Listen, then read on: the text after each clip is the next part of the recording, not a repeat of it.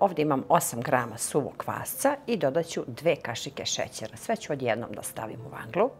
Dodat ću 250 ml mlake vode, 250 ml mlakog mlijeka, 100 ml ulja i dodat ću brašno. Ovdje se ništa ne čeka ovo testo, to je super zato što odmah zamesimo, odmah sve radimo. 1 kašičica soli i ja volim da dodam vanilin šećer, ovog puta 2 kesice.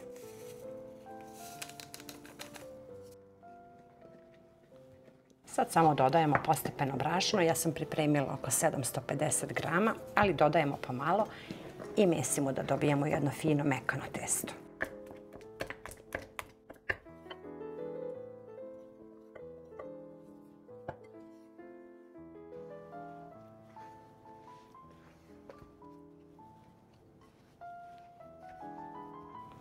Stavit ću malo brašna, pa ćemo testo samo malo blago da još zamesimo i više nema potrebe da dodajem brašno, potrošila sam 750 grama.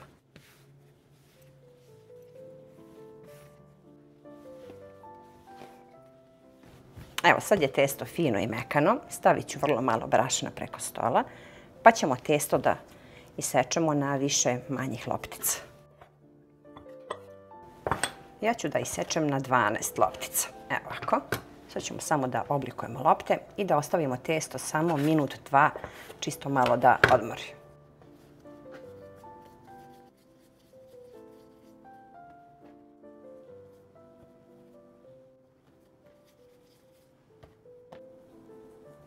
Samo malo brašna ovako odozgo i čekamo samo par minuta. Sad svaku lopticu razvučemo tanko.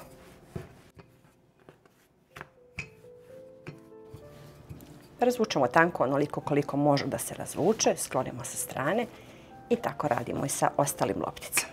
Otopila sam 250 grama putera, pa ćemo blago da premažemo koricu. Stavljam sljedeću, pa opet malo premažem puterom. Umjesto putera naravno može margarin da se koristi ili domaća svinjska mast.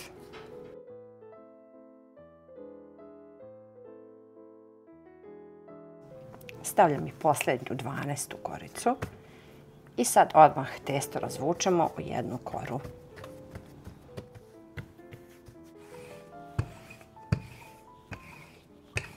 Sad sečem na pola, a onda još pola i sad zavisi ko voli veće, ko voli manje.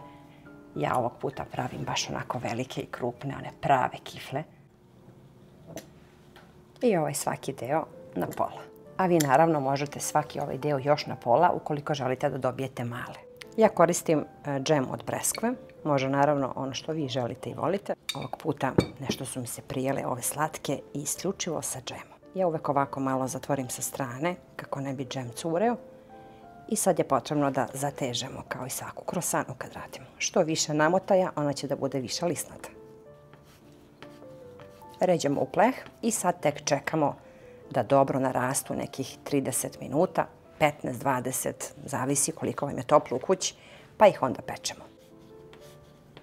Sad je jako toplo, pa 15 minuta bit će dovoljno.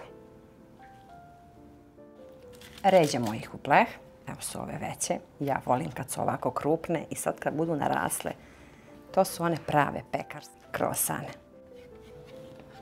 Sad čekamo znači da dobro narastu, pa ćemo da ih premažemo i onda ćemo da ih pečemo. Evo 2 pleha sam dobila ovih kifli, pokriću krpom i čekam 15-20 minuta.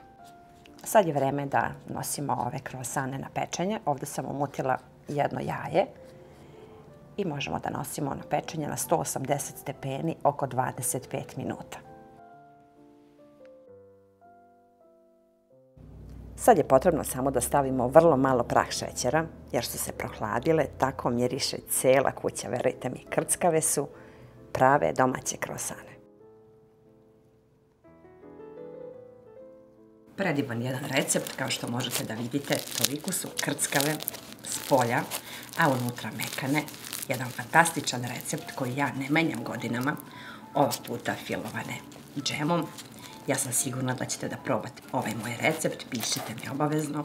Sve vas puno pozdravlja vaša Aurora, pa se vidimo uskoro sa nekim novim receptom iz moje kuhinje.